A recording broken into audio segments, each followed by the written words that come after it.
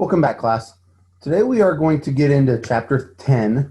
And in chapter 10, we really start looking at muscle tissue. Specifically, chapter 10 spends the duration of the chapter talking about skeletal muscle. And we really start to get into not only the structure of the skeletal muscle, but how it actually goes through contraction. So one of the first things we have to do as we look at skeletal muscle is really look at some of the functions of what they do. One, I think the obvious function is for body movement. When your muscles contract, they pull on bones, and those bones move, causing you the ability essentially to move, make facial expressions. Obviously, we get into the ability to speak, breathe, and swallow. All of these are components of different movements that involve skeletal muscle. It also helps us to maintain posture. When we look at the back musculature, we're really looking at the stabilization of the joints and to maintain that body position. Now, it's not only just back musculature, there's also muscles in the pelvis, in the neck, that all help to maintain that particular posture. It's also involved with protection and support. Well, we obviously know that bones in the skeletal system is involved with protection, especially when we get into the lungs and the brain. Those are really easy examples in the heart. But we also have the muscle that is around them, and particularly down into the abdomen. And so what skeletal muscle does is packages the internal organs and essentially holds them into place. It also helps to regulate the elimination of materials. So for example, looking at our sphincter muscles and sphincter control, that allows passage of material through particular orifices. We also have heat production. When we look back into chapter 1 and we talked about the positive and negative feedback cycles, one of the things that we saw was that with skeletal muscle, as it contracts, it actually generates heat, which allows your body to increase the temperature. So when you're cold, you begin to shiver, that contracts the muscles, and that increases body temperature. So what are some of the characteristics then of skeletal muscle? Well, we can look at this list here, and these are all components of what skeletal muscle or characteristics that skeletal muscle exhibits. It has to be excitable, which means it has to have the ability to respond to a particular stimulus by changing the electrical membrane potential. And it does this typically as a result of a nervous stimulus. It has to have conductivity, which again involves some sort of electrical change, and it does this or utilizes this down the length of the entire cell membrane. It has to have contractility. So basically, when we look at the muscle, it has to be able to contract. And it does this when the myofilaments slide past each other in a process known as the sliding filament theory. And this enables the muscle to contract, and it gives it the ability to cause movement. It also has to have extensibility. And extensibility means it's able to extend or has an ability to be stretched. Whereas then we also have elasticity. And elasticity is the ability of that particular tissue to return back to its original length. And it does this following a lengthening or a shortening of the tissue. Now, when we look at the gross anatomy of skeletal muscle, each skeletal muscle is an organ, okay? So we're really looking at a situation where we have a lot of skeletal organs within the muscular system. And this basically leads to the multiple different types of tissue that work together. So when we look at different types of tissue within the skeletal muscle, we have skeletal muscle fibers, which are cells. You will see this term muscle fiber is congruent with a muscle cell.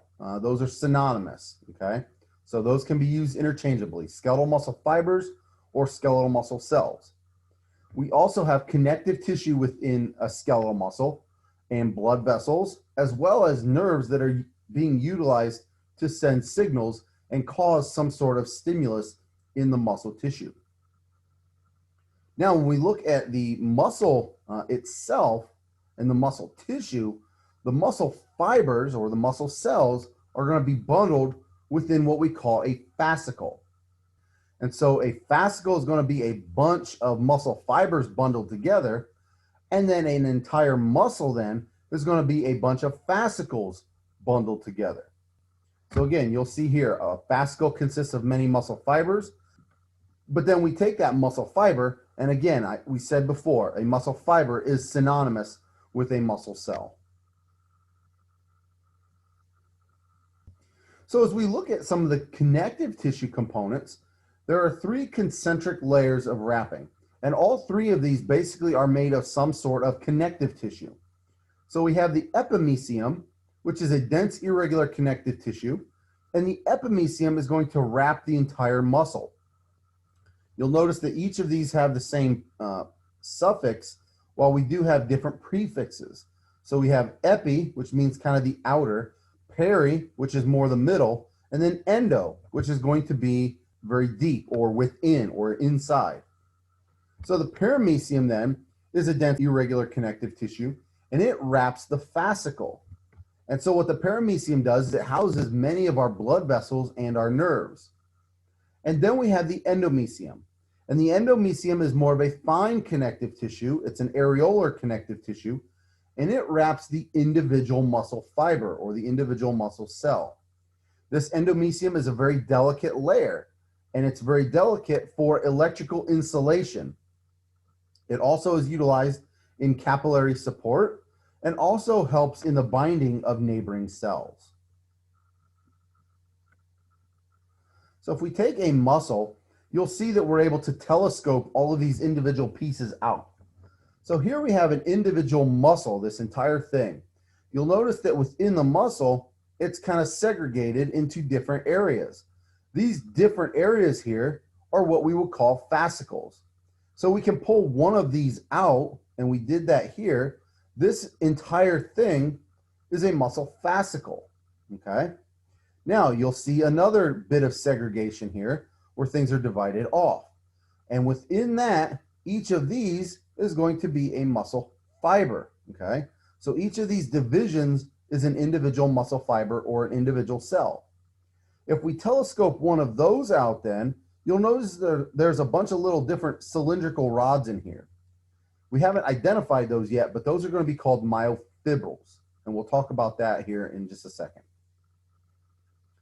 If we take a look at each of these sections in the connective tissue coverings, again, we notice the epimysium covers the entire muscle. The perimysium, you'll see, is kind of woven in here and weaves around these fascicles. So the perimysium covers the fascicle. And then you'll see within that fascicle, we have the endomysium kind of weaves around, and it's going to surround the individual muscle fiber, okay? And so let's make this our attendance code word today. We're going to use epimysium as our attendance code word. Okay, so again, attendance code word for today is epimysium. As we continue looking at some of the connective tissue components of skeletal muscle, we know that we're going to have these attachments that have to attach the muscle to the bone, or in some cases to skin or even another muscle. And these attachments are going to be tendons or what we call aponeuroses. Now, a tendon is going to be this cord-like structure of dense, regular connective tissue. And what happens with a tendon is you have the continuation of all of the connective tissue regarding the endomysium, the perimysium, and the epimysium. All three of those structures basically run the length of the muscle. And as it gets to the end, they all start to connect together. And as they connect, that forms a tendon that's able to connect to bone. We also have an aponeurosis. And an aponeurosis is a thin, flattened sheet of dense, irregular connective tissue. We have what we call a deep fascia. Now, the deep fascia is going to be dense, irregular connective tissue that's going to be superficial to the epimysium. And what it does is it helps to separate individual muscles and also then binds the muscles with similar functions together. We then have a superficial fascia, which is more areolar and adipose connective tissue or fat tissue, and it's going to be superficial to the deep fascia. and it just helps to separate muscles from the skin.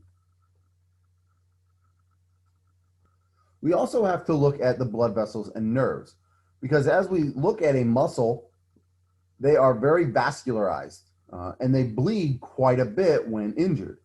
So again, skeletal muscle is vascularized and has a very extensive blood vessel network. And this helps to deliver oxygen and nutrients, but also helps to remove waste products. And obviously with skeletal muscle, as we go through movements and contractions, skeletal muscle needs a very significantly high supply of oxygen. And so that leads us to a very large vascularized network. It's also innervated by somatic neurons. Now, one of the things you want to know when you see this term, when you see somatic, one of the things that you should think of right away is going to be skin, skeletal muscle, and joints. So somatic leads us to think of these three things. When we look at different aspects, sometimes that leads us to indicate only skeletal muscle. Specifically when we talk about motor or somatic motor type neurons. But specifically when we talk about somatic, we're referencing skin, skeletal muscle, and joints. And so as we look at the neurons, the axons, or the part of the neuron, or particular part of the neuron, is going to branch, and it's going to terminate at our neuromuscular junctions as these neurons come in and bind to or connect to our skeletal muscle. And this allows for voluntary control of contraction. So particularly, I said up here with somatic, you should think skin, skeletal muscle, and joint. However, when we look at somatic motor control, this leads us to just the skeletal muscle. But when we have sensory somatic neurons, then we're looking at all three of them, because we are getting sensory information from our skin, we are getting sensory information from our skeletal muscle, and we are getting sensory information from our joints. But again, it does allow for voluntary control of contraction, which means we have control over it and we can tell the muscle what to do. Now, as we transition to the microscopic anatomy of skeletal muscle fiber, we have to look at the shape of it as well as the length and the diameters. So when we look at the muscle fiber cell, it is a cylindrical cell that's basically a long tube. It has a diameter of anywhere from 10 to 100 micrometers and can be up to 30 centimeters long. And so it does have some pretty significant length. It's going to be multinucleated, so we're going to have multiple peripheral nuclei, and these are going to be located underneath the sarcolemma. Now, that term sarcolemma relates to a specific thing. The sarcolemma is the muscular plasma membrane. So we have a specific name for the plasma membrane of a muscle cell, and it is the sarcolemma. Now, this directly surrounds the muscle cell. You will also note that just earlier we talked about the endomysium that directly surrounds the muscle cell. Well, the difference is that the endomysium is connective tissue and it surrounds the entire cell. However, the sarcolemma is a part of the muscle cell, and so it's the plasma membrane of the particular muscle cell. So there is a significant difference between the endomysium that surrounds a muscle cell and the sarcolemma, which is a part of the muscle cell. Skeletal muscle fibers do have many mitochondria because, again, we are trying to generate a lot of energy, a lot of ATP. It has a lot of glycosomes, which help to store glycogen within the muscle tissue, as well as myoglobin, and myoglobin helps and aids in oxygen storage. These glycosomes are going to be granules that we see with stored glycogen in it. And as we begin to go through the process of contraction and we need more energy, we gather up those glycosomes, we break down the glycogen, and now we end up with glucose. It's also going to contain a lot of myofibrils, a sarcoplasmic reticulum, and T-tubules. All of these structures that we talk about here, we will talk about in just a little bit as we get into the process of muscle contraction. Now, myofibrils are going to be densely packed rod-like elements. Remember, if we look back to the telescoping image of the muscle, we had the muscle cell, and in that muscle cell, we had a lot of these little rod-like filaments that we could pull one individual thing out. That one individual rod-like element is a myofibril, and the myofibrils make up about 80% of the cell by volume. Now, as we look at the myofibrils, we're going to notice that they exhibit striations. And these striations basically are stripes within the muscle tissue. And these are perfectly aligned, repeating series of dark A bands and light I bands. You'll want to just kind of remember the difference here. Again, dark A bands, light I bands. You'll notice A is in dark and there's an I in light. So dark A bands, light I bands is a way to remember that. The next structure that we have to look at is called a sarcomere. Now, a sarcomere is the smallest contractile unit, or what we would know as, or what we would call, the functional unit of a muscle fiber. And the sarcomere, by definition, is going to be the region of a myofibril between two successive Z discs. And again, we will talk about what Z discs are in just a second. These sarcomeres are going to be composed of thick and thin myofilaments that are going to be made of contractile proteins. Now, as we continue with some of these, this may be a good section or a good opportunity to go through and read all this or listen to all this. And then after we covered it, actually go back and replay some of this so that you are able to put all this stuff into perspective. So what are the features of a sarcomere? Well, one, we have thick filaments. With thick filaments, these are going to be made of myosin, which is a protein. And the myosin is going to run the entire length of an A band.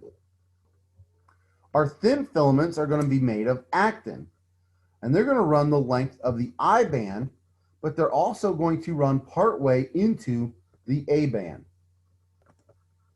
A Z disc is a coin-shaped sheet of proteins that anchors the thin filaments and connects the myofibrils to one another. The H zone is a lighter mid-region where the filaments do not overlap. And the M line is a line of a protein called myomesin that holds adjacent thick filaments together. So this slide that we just talked about is going to be an important one to understand the components of a sarcomere. Now we start looking at the ultrastructure of a thin and a thick filament, and we'll start with the thick filament first. The thick filament is going to be composed of the protein myosin. When we look at a myosin molecule, it's going to contain two interwoven heavy polypeptide chains, and these myosin molecules are attached to an elastic filament. The myosin head then contains two smaller light polypeptide chains that act as cross bridges during contraction. And on these myosin heads, there are binding sites for the actin of the thin filaments. They also have binding sites for ATP because as we go through contraction, we are utilizing ATP and we're utilizing energy. It also contains ATPase enzymes that come in and help break down ATP into ADP, an inorganic phosphate.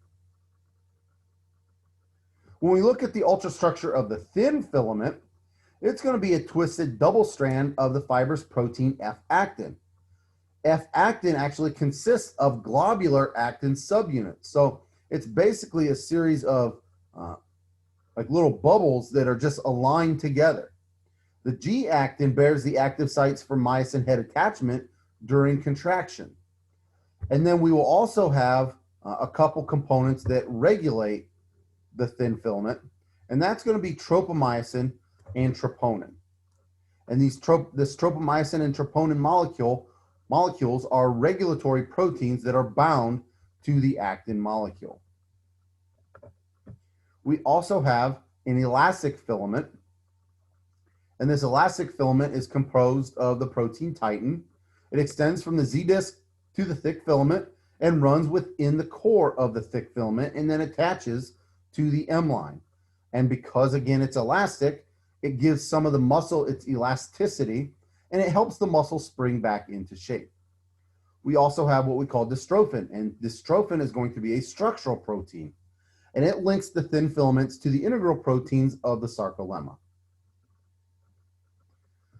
So if we take a look here, again, you get a chance to see the telescoping component. So here is the muscle fiber. This is one individual muscle cell. As we pull out one of these myofibrils, you'll see that it has these alternating bands of light bands and dark bands. And these are the A bands and I bands, or actin and myosin.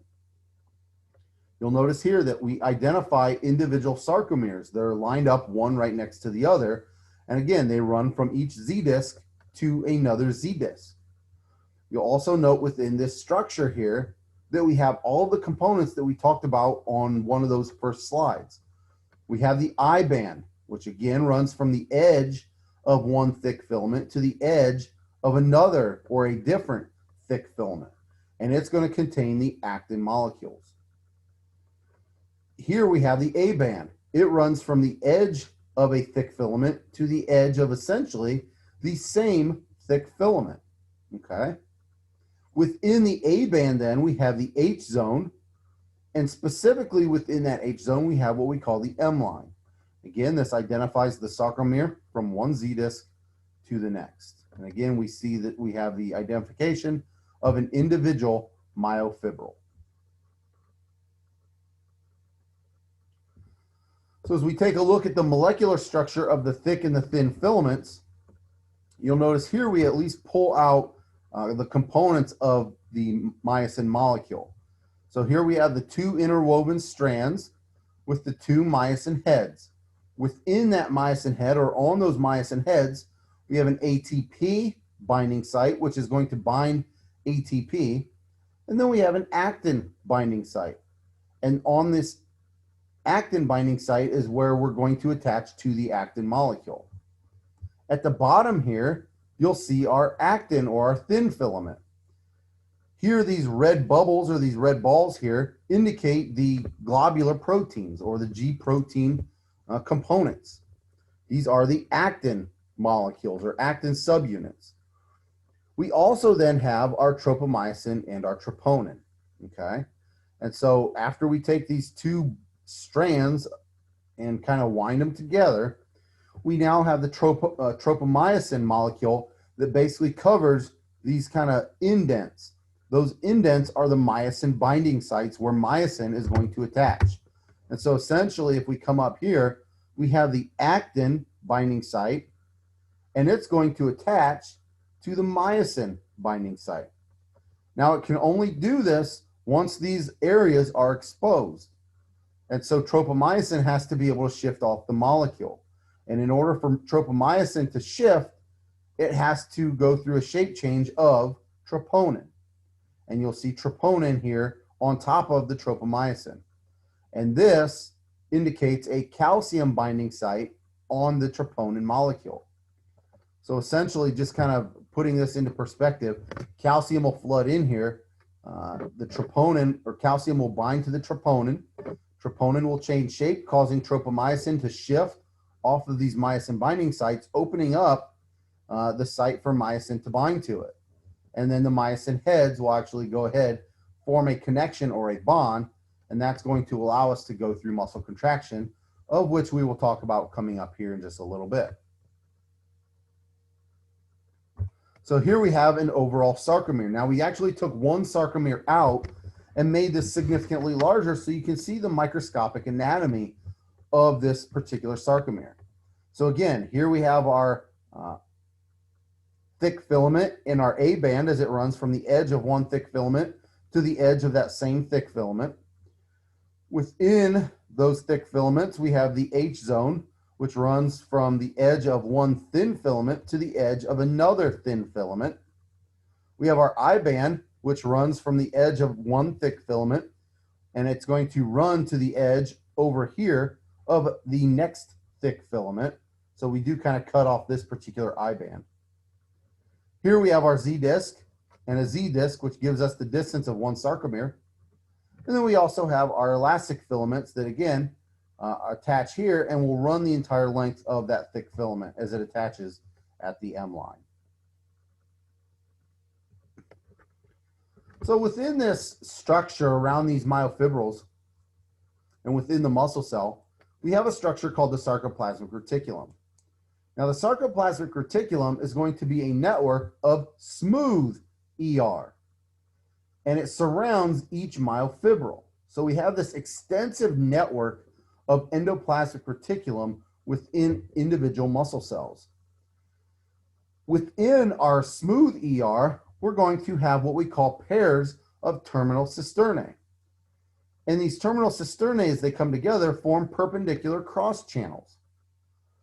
Now, the SR is going to be associated with high numbers of mitochondria and glycogen granules, because again, this is part of the contraction process. And it's going to help or function in the regulation of intracellular calcium levels. So when we talk about intracellular calcium levels, we're talking about calcium levels that occur within the individual muscle cells. So as we continue looking at the microscopic anatomy of the skeletal muscle, we also have to look at the sarcolemma. Now, the sarcolemma, as we indicated before, is the plasma membrane. And the sarcolemma surrounds the individual muscle. I should say the individual muscle cell. And as it does that, it actually extends deep into the cell itself. And as it does this, it causes or forms these T-tubules, or what we know as transverse tubules. Now, the sarcolemma and its T-tubules actually have these voltage-gated ion channels, and they allow for the conduction of electrical signals. Now, kind of take note of these. These are voltage-gated ion channels, which means these channels are going to open in response to a particular change in the voltage of that cell. Remember earlier, we did talk about and touch on the resting membrane potential, which in the majority of our cells we'll talk about is going to be right around -70. And so these cells now have voltage sensitive calcium channels that are going to be responsive to the electrical signals. And these are the action potentials. Okay, so electrical signals are the action potentials. And as the change in voltage occurs on the sarcolemma, it's going to stimulate these voltage sensitive calcium channels to open up. And that's going to allow for an increase in intracellular calcium levels. Now, the T-tubules, again, are going to be continuous with the sarcolemma, and they help to penetrate the cell's interior at each A-band and I-band junction. These T-tubules are going to associate with paired terminal cisternae, and as they do this, they form what we know as a triad. Okay? And these triads encircle each sarcomere. Okay? So again, T-tubule or a T-tubule with two terminal cisternae form a triad. And what the T-tubule's function is then to do, because again, with our sarcolemma, we have a bunch of these voltage-gated channels. The function then is of the T-tubule that's continuous with the sarcolemma is to help to conduct the impulses to the deepest regions of the muscle cell because it is continuous with the sarcolemma. So if we look at the relationships with our triads, again, we know what the T-tubules do. They're basically there to help conduct the impulses deep to the muscle fiber. We have these integral proteins that are going to protrude into the intermembrane space from the T-tubule and the sarcoplasmic reticulum cisternae membranes. The T-tubule proteins are voltage sensors. So they're going to respond also in a change or in a response to a change in voltage. And then we also have sarcoplasmic reticulum foot proteins, which are gated channels that help to regulate the calcium release from the sarcoplasmic reticulum cisternae. So if we pull one of these out again, here you'll see that we have this sarcolemma. This is the plasma membrane of our muscle cell, okay? Here we pull out one of these myofibrils. As we do that, you will notice this blue stuff here. This blue stuff is our sarcoplasmic reticulum. You'll notice on the sarcolemma that we have these kind of indents or these holes. These represent our T-tubules. As you can see, they kind of penetrate deep into the tissue. Now, if we pull one of these myofibrils out, you'll be able to see that we have this extensive network of sarcoplasmic reticulum that basically covers the entire myofibril. Here, where we have these two blue sections and this one green section, this is what we call a triad. This is the terminal cisternae of part of the sarcoplasmic reticulum, and here's the terminal cisternae on the opposite side. And this green section running straight down is our T-tubule. So you'll get an idea to understand that with the T-tubule here, it basically extends straight down into the tissue. It's continuous with the sarcolemma, and so as it comes down, it's going to penetrate and surround each of these individual myofibrils. And so it basically kind of gives us what would almost appear as like a honeycomb shape if we kind of looked at it in a two-dimensional formation. So now if we take a deeper look, basically think of us taking this one little square here where my red pointer is. We'll take a little window and we blow it up. And so now we're looking here at our sarcolemma. Now these are going to be the voltage gated channels that are going to be present on the sarcolemma. We're going to have voltage gated sodium channels and voltage gated potassium channels. Okay. Now remember which side of the plasma membrane is going to have greater potassium and sodium concentrations. The concentration of sodium is going to be greater outside the cell. The concentration of potassium is going to be greater inside the cell. And so as these channels open up, we're going to see a flood of sodium into the cell and a flood of potassium out of the cell.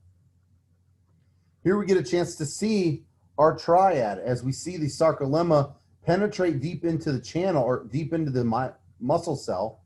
This leads us to our T-tubule. Here is our terminal cisternae of our sarcoplasmic reticulum. And so this structure plus this structure plus this structure gives us what we know as a triad.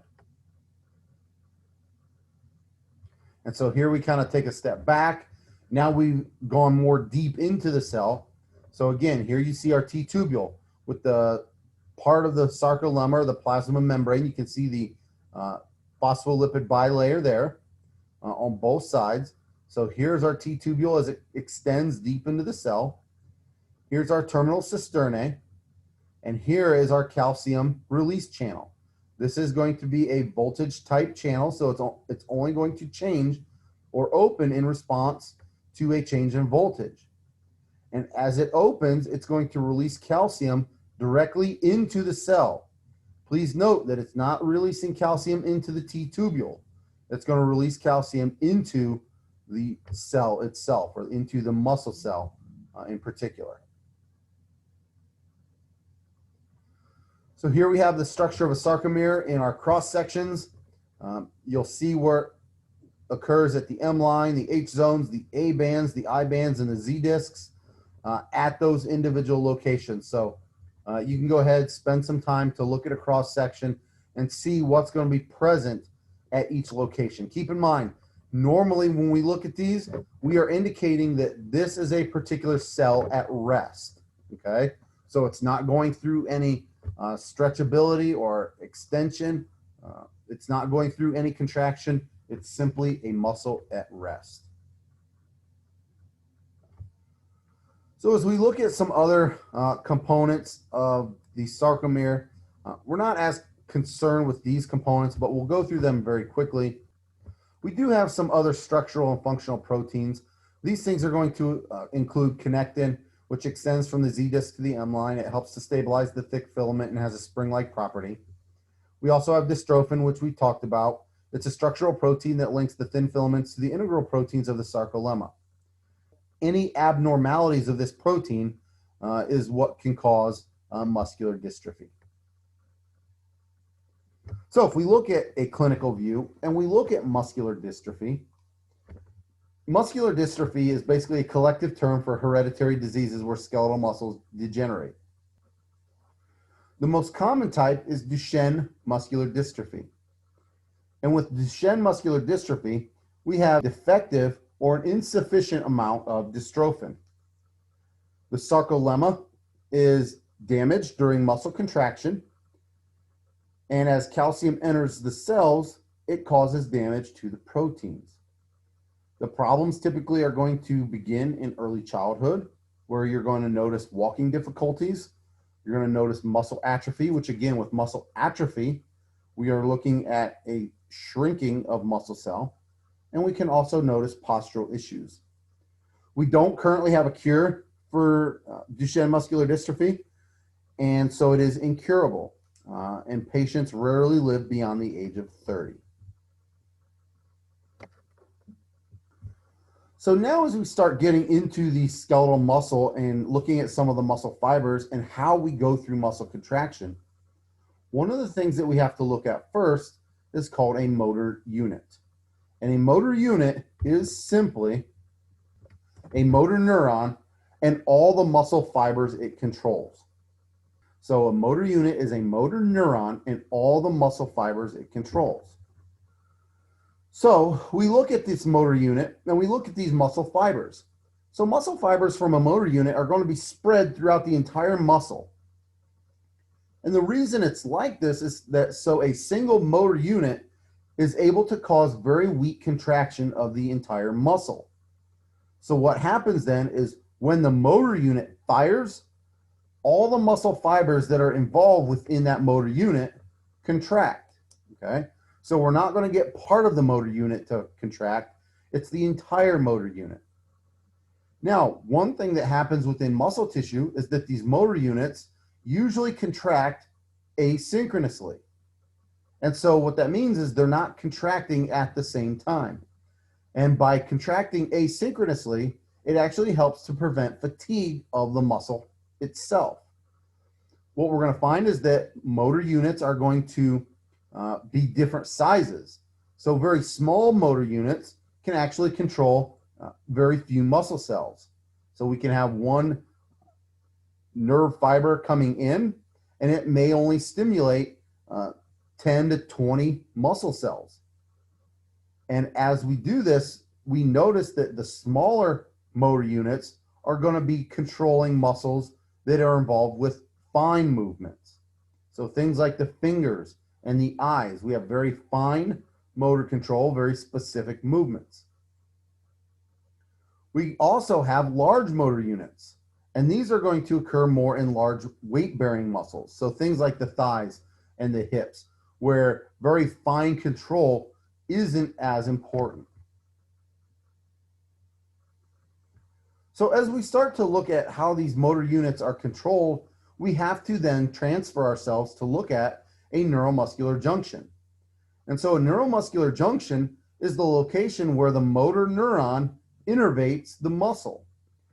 You'll see me use this word quite often, and if I haven't defined it yet, innervates or innervation basically means nerve cells coming in or nerve fibers coming in to control some sort of effector muscle. And in this case, we're talking about a skeletal muscle cell.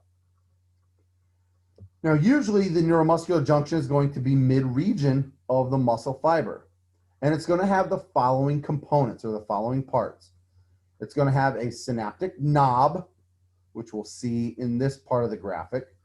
It's going to have a synaptic cleft, which is going to be the space in between the synaptic knob and the last component, which is the motor end plate. So that synaptic cleft is going to be between the synaptic knob and the motor end plate, which runs from the edge of the synaptic knob to the edge of the opposite side of that synaptic knob. and it's going to be located on the side of the muscle cell.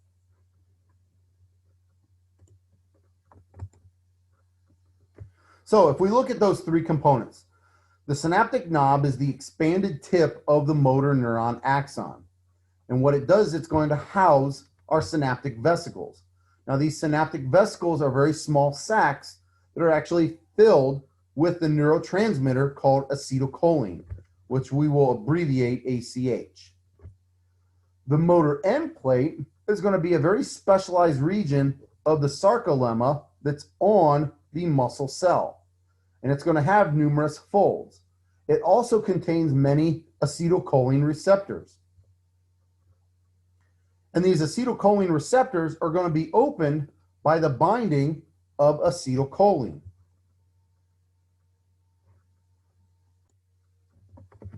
Now, specifically, these acetylcholine receptors are going to be called ligand-gated channels. Now, ligand-gated channels are the type of channels where a chemical comes by and opens them up. When a chemical binds to the receptor, it causes an opening of that channel, as opposed to the other types of channels that we've talked about so far, which are voltage-gated channels that open in response to a change in voltage. And these acetylcholine receptors, or these ligand-gated receptors, allow sodium entry and potassium exit. But as they do this, we're going to notice that that sodium entry is going to be at a higher rate than potassium exit. Okay? So as they open, sodium entry is going to be greater than potassium exit.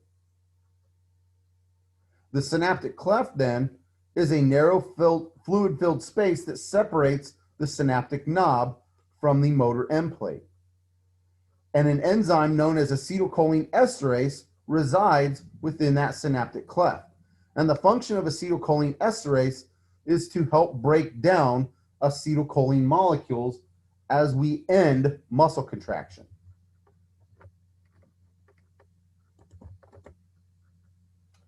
So here's a close-up of our neuromuscular junction. We basically have our synaptic knob, okay, which is a part of the neuron cell or a part of the nerve cell. Here's our synaptic cleft, and this synaptic cleft is this fluid-filled space that we're going to see where acetylcholine is going to be released from these vesicles.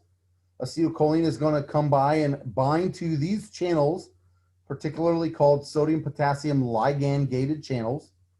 And as they bind to it, it opens up and again causes or allows for the simultaneous movement of sodium into the cell and potassium out of the cell.